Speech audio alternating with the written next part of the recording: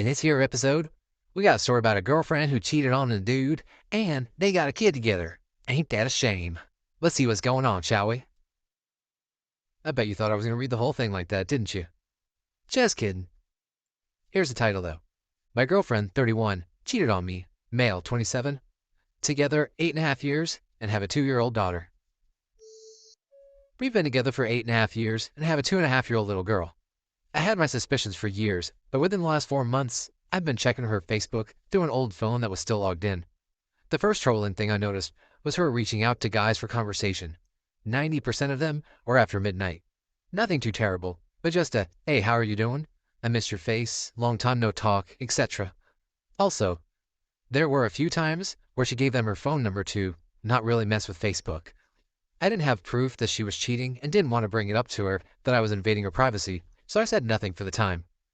I would check in on Facebook every few weeks periodically and started to notice deleted messages. They would pop up on the notification, but when you go to pull it up, they were deleted. We met while partying way back when we were younger. I slowed down as I had gotten a decent job that required me to work more hours. She had not slowed down much and was going to a bar every weekend.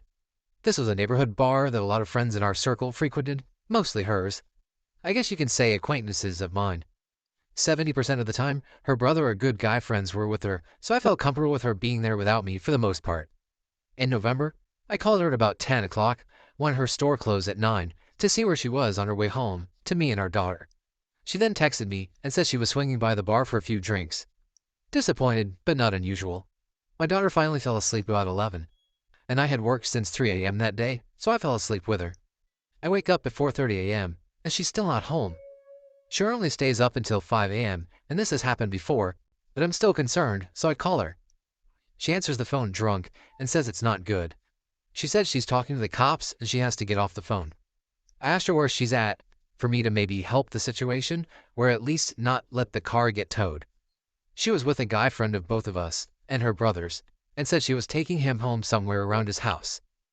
After talking to her brother and trying to find her, we finally pull up to the scene. She was arrested and brought to jail for DUI. Car was already being towed and her guy friend was in the truck with her brother. The car was off in some random neighborhood, nowhere near the guy's house, and was reported as a suspicious vehicle that was left running.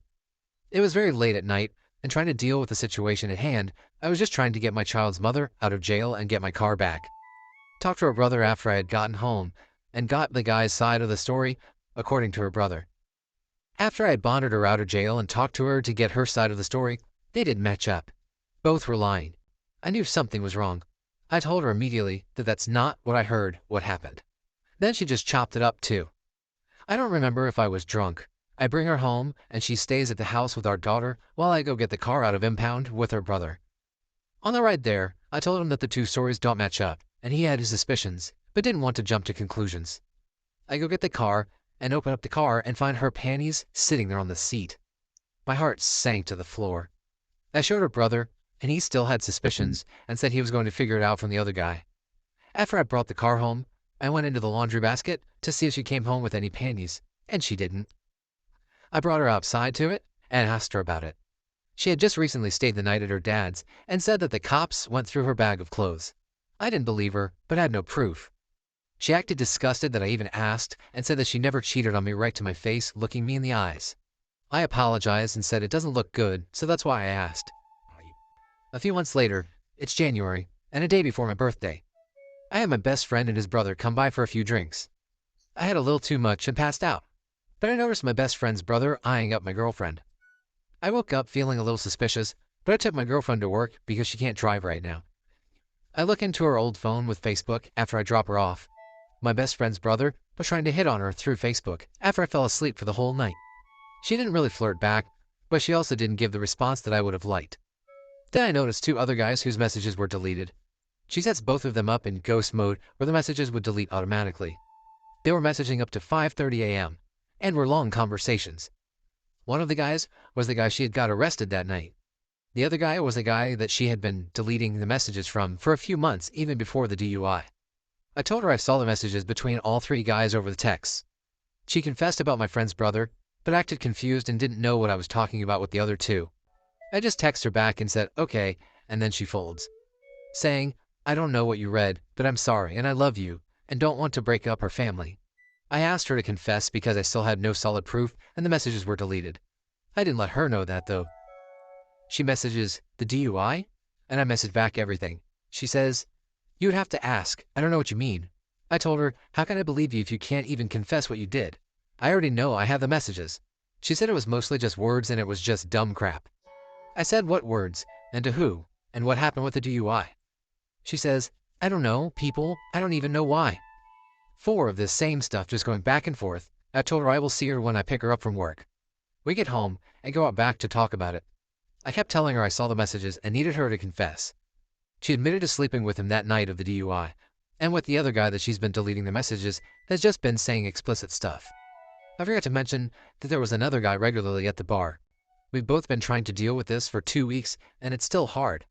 She keeps saying she wants to move forward and not look in the past, but it's hard to get it out of my mind. All of the lies and the betrayal, I did everything I could have for our relationship. I feel like I can't trust anybody, but I do love her. I told her we will try to make it work, but it eats me every day. Honestly, I think the only thing holding us together is our daughter now. I came from a broken family and don't want her to live like that. I don't know if I feel weak for staying or strong for trying to make it work. She says it's easy for you to just walk away, and I think that is true, so I want her to take the harder path to give it everything it can. This is not the first time she's lied to me. She has lied about phone numbers being guys, saying it was her cousin's. She's also lied about where she was at.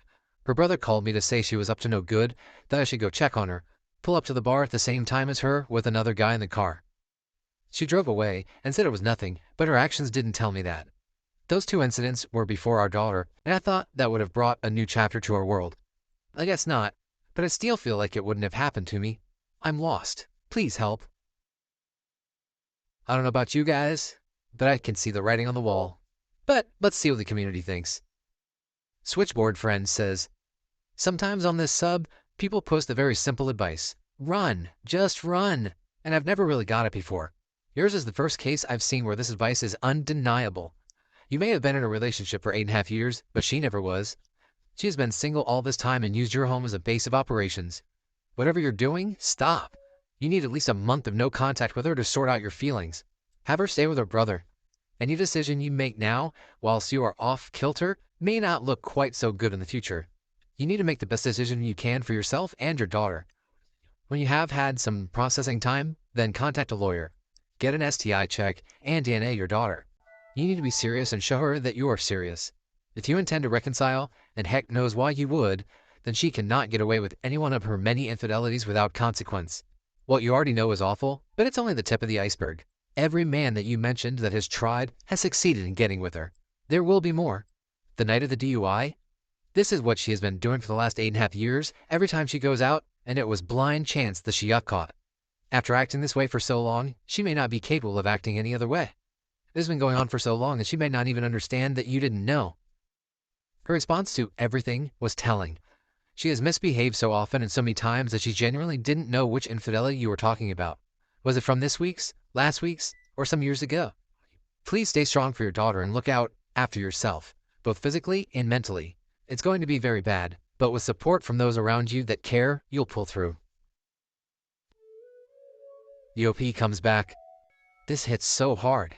I'm having a rough time and she really does seem remorseful and says that she will change everything to try and keep me and our family together. She knows how well I treat her and our daughter, and me leaving is a reality to her now.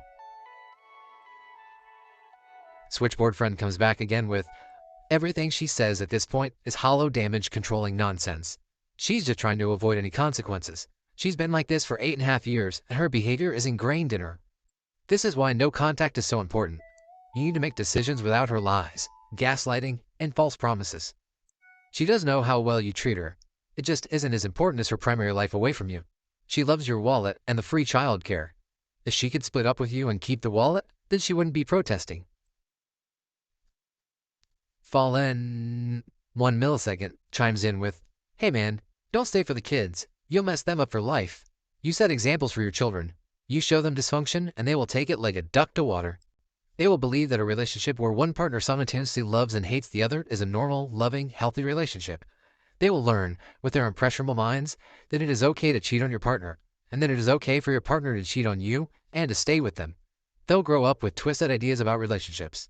I'm telling you, man, I grew up in a broken home. Constant fights, no display of affection, or any real affection at all. Guess what that got me? A personality disorder, that's what.